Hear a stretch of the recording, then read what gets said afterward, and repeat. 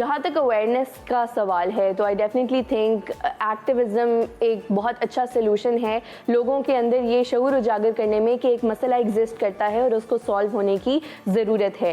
क्योंकि अगर complete silence होगा तो आवाम को अंदाज़ा ही नहीं होगा क्लाइमेट चेंज कितना बड़ा मसला है। तो जहाँ तक लोगों में शऊर उजागर करने का सवाल है तो आई डेफिनेटली थिंक एक्टिविज़म ने एक बहुत अच्छा रोल प्ले किया है, ना सिर्फ मेरे एक्टिविज़म ने बल्कि पाकिस्तान में बाकी जितने एक्टिविस्ट हैं पूरी दुनिया भर में क्लाइमेट एक्टिविस्ट का ये रोल बहुत इंपॉर्टेंट है। ये क्लाइमेट इनजस्टिस है, ये माहौलियाती नाइंसाफ़ी है जिसमें जिसका कसूर सबसे ज़्यादा उस पर सबसे कम नुकसान हो रहा है, जिसका कसूर सबसे कम है उस पर सबसे ज़्यादा नुकसान हो रहा है। और ना सिर्फ माहौलियाती ये एयर पोल्यूशन के लिहाज से बल्कि हीट वेव्स, सैलाब आते हैं, कहत पड़ते हैं, हमारे जैसे गरीब ममालिक जो ग्लोबल साउथ में लोकेटेड हैं उन पर सबसे ज़्यादा नुकसान होता है। हमारे साथ इस वक्त पाकिस्तान के आलमी अवार्ड याफ्ता climate change activist Zainab Waheed मौजूद हैं। Zainab, thank you so much for your time. सबसे पहले तो ये बात करेंगे कि जी लाहौर का जो क्लाइमेट इंडेक्स है वो सबके सामने है, फ़ज़ाई आलूदगी भी सबके सामने पूरे पाकिस्तान में जिस तरह से है।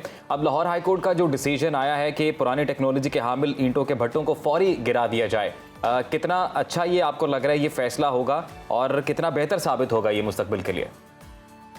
बहुत शुक्रिया मुझे इस संगीन टॉपिक के ऊपर बात करने का मौका देने के लिए। मेरा ख्याल है एक शॉर्ट टर्म सोल्यूशन के तौर पे ये एक बेहतरीन फ़ैसला है।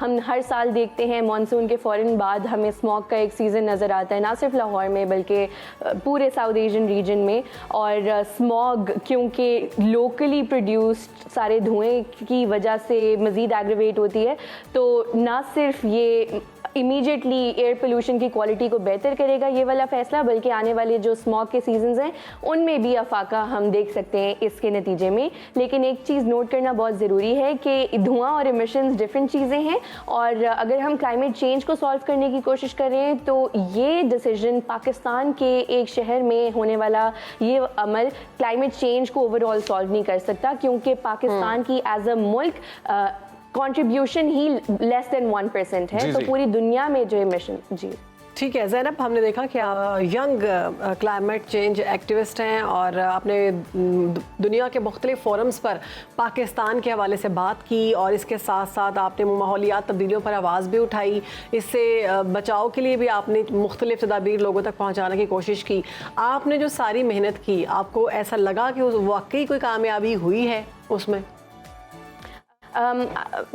जहाँ तक अवेयरनेस का सवाल है तो आई डेफिनेटली थिंक एक्टिविज़म एक बहुत अच्छा सोल्यूशन है लोगों के अंदर ये शऊर उजागर करने में कि एक मसला एग्जिस्ट करता है और उसको सॉल्व होने की ज़रूरत है। क्योंकि अगर कंप्लीट साइलेंस होगा तो आवाम को अंदाज़ा ही नहीं होगा क्लाइमेट चेंज कितना बड़ा मसला है। तो जहाँ तक लोगों में शऊर उजागर करने का सवाल है तो आई डेफिनेटली थिंक एक्टिविज़म ने एक बहुत अच्छा रोल प्ले किया है, ना सिर्फ मेरे एक्टिविज़म ने बल्कि पाकिस्तान में बाकी जितने एक्टिविस्ट हैं पूरी दुनिया भर में क्लाइमेट एक्टिविस्ट का ये रोल बहुत इंपॉर्टेंट है। लेकिन जहाँ तक सवाल ये उठता है कि क्या पॉलिसी मेकिंग के ऊपर इम्पैक्ट आया, डिसीजन मेकिंग पे इम्पैक्ट आया, तो ये समझने की ज़रूरत है कि एक्टिविस्ट एक तरफ हैं और दूसरी तरफ क्लाइमेट क्रिमिनल्स हैं जो बिलियंस ऑफ डॉलर्स हर साल सिर्फ प्रोपेगेंडा में लगाते हैं। वो इंस्टीट्यूशंस हैं जो क्लाइमेट चेंज से फ़ायदा उठा रहे हैं, वो गवर्नमेंट्स हैं जिनको फॉसिल फ्यूल्स इंडस्ट्रीज टैक्सेस देती हैं तो वो अपने टैक्सेस को कभी ख़त्म नहीं करना चाहेंगे। तो एक तरफ आम आवाम है जो एक्टिविज़म करने की कोशिश कर रही है, लेकिन उनके अगेंस्ट जो ताकतें हैं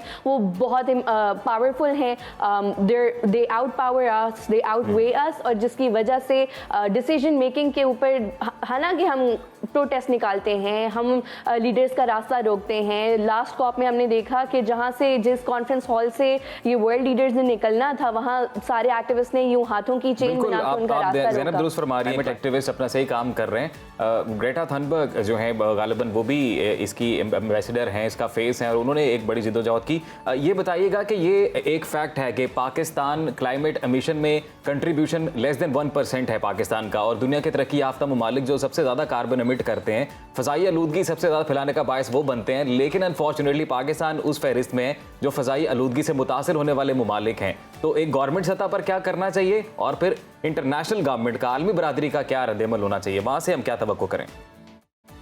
डेफिनेटली और यहाँ पे ये क्लाइमेट इनजस्टिस है, ये माहौलियाती नाइंसाफ़ी है, जिसमें जिसका कसूर सबसे ज़्यादा उस पर सबसे कम नुकसान हो रहा है, जिसका कसूर सबसे कम है उस पर सबसे ज़्यादा नुकसान हो रहा है। और ना सिर्फ माहौलियाती ये एयर पोल्यूशन के लिहाज से, बल्कि हीट वेव्स, सैलाब आते हैं, कहत पड़ते हैं, हमारे जैसे गरीब ममालिक जो ग्लोबल साउथ में लोकेटेड हैं उन पर सबसे ज़्यादा नुकसान होता है। जहाँ तक सोल्यूशंस की बात है तो ये भी समझने की ज़रूरत है कि ग्लोबल नॉर्थ जिसने सबसे ज़्यादा कंट्रीब्यूट किया है, जिम्मेदारी भी वही सबसे ज़्यादा उठाएंगे। तो हम यही डिमांड करते हैं कि हमें क्लाइमेट फाइनेंस की सूरत में रेट्रीब्यूशन दें, और जब आप ये क्लाइमेट फाइनेंस देंगे कि सैलाब से जो नुकसान हो या हीट वेव्स की तैयारी करने के लिए आप ये पैसा इस्तेमाल करें गरीब ममालिक, तो वो चैरिटी नहीं दे रहे, वो यानी सदका नहीं कर रहे, वो एक अपने जुर्म का हज़ाला नहीं दे रहे। बहुत शुक्रिया आपका। ज़ैनब वहीद हमारे साथ मौजूद थी और यंग क्लाइमेट चेंज एक्टिविस्ट हैं, और इस सिर्फ क्लाइमेट चेंज एक्टिविस्ट इस पर बात ना करें, बल्कि हर शहरी का हक है कि वो ताज़ा हवा के लिए खुद बात करे,